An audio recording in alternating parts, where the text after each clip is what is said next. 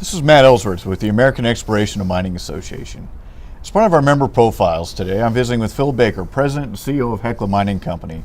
What's the status of the labor strike at Lucky Friday? Well, I mentioned the 300 jobs that Rock Creek could produce. Well, for 143 days, the workforce at the Lucky Friday has been shut down.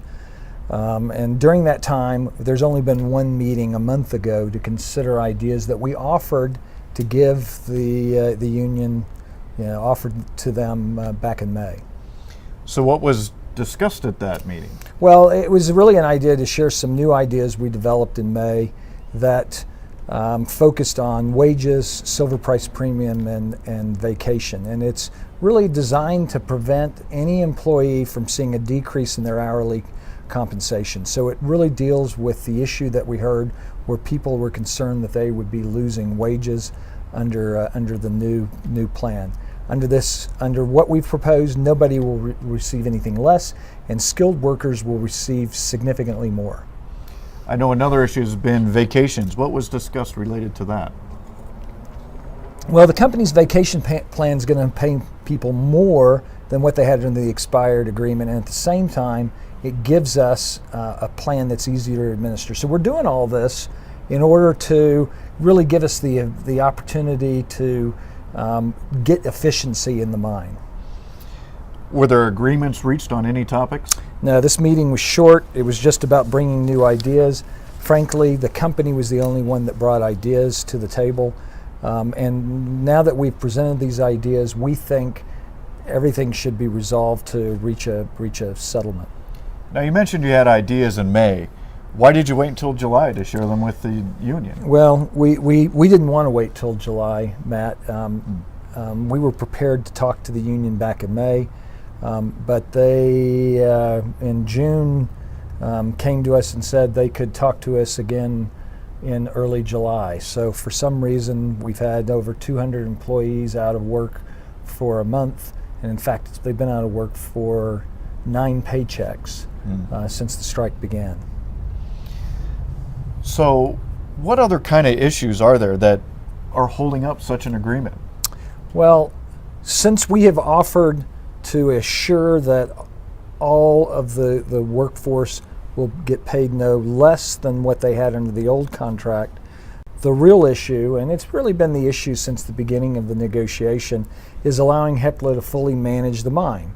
We want to be able to assign where people work, when they work, as needed. Under the prior agreements, the senior miners dictated where they would work and with whom they would work. There's really no other mine in the U.S. and not very many in the world that operate under this system. And so it's a system that we think needs to change. Well, I can tell you around AEMA and our many members, I've never seen a system like that.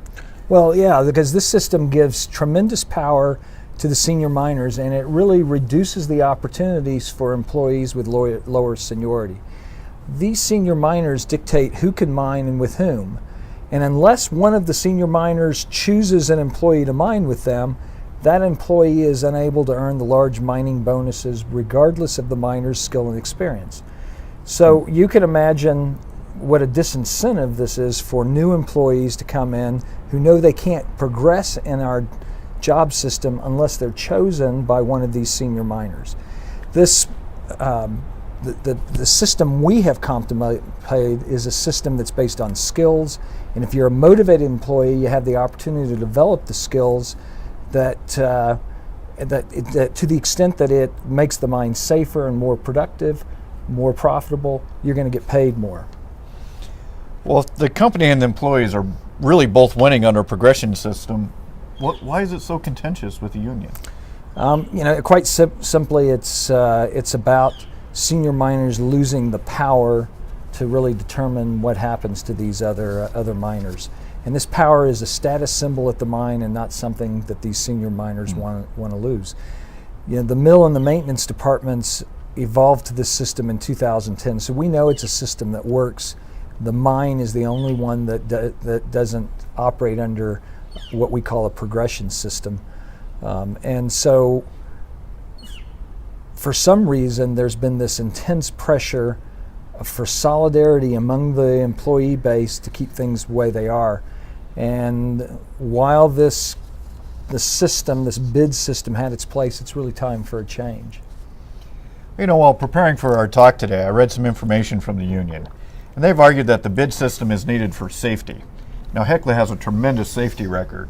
How do you respond to that?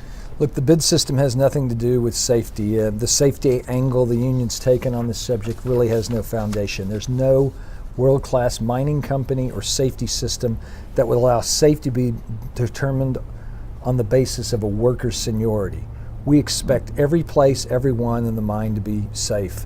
You know, when we put a miner into a location, it needs to be safe. They need to know how to conduct themselves in a safe manner.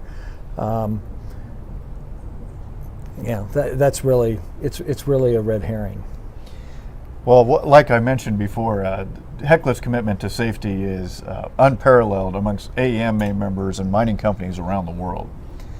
But it also sounds like the work assignments for a very small segment of the workforce here is the big hang-up. Is that really what this comes down to? Yeah, the key issue is management's ability to assign the right people to the right places at the right time. Only a small number of people that really benefit from the current system, and aside from that, there are various other issues that come up in most labor negotiations, but these issues really have been resolved. The compensation we offered is a clear increase into what they had under the expired contract, and all we need is efficiency in return, and that's what the new system that we're proposing provides for. Now, there is an issue of recall rights, and that's not a key issue. That's one that we think can be resolved and shouldn't stand in the way of a settlement. You know, so many times in these labor issues, it's about wages and money, and it's interesting to me that this doesn't seem to be the fact here. That's right, because we've made, we have ideas that assure every employee is going to receive a base wage that's at least as high as their combined wage and silver premium in the prior contract. And in fact, most employees are going to earn a lot more than the prior contract. So this strike is really about a small number of employees keeping this outdated system that allows them to control the mine. Other mines in the country have evolved from this old-fashioned system. Lucky Friday needs to do the same thing.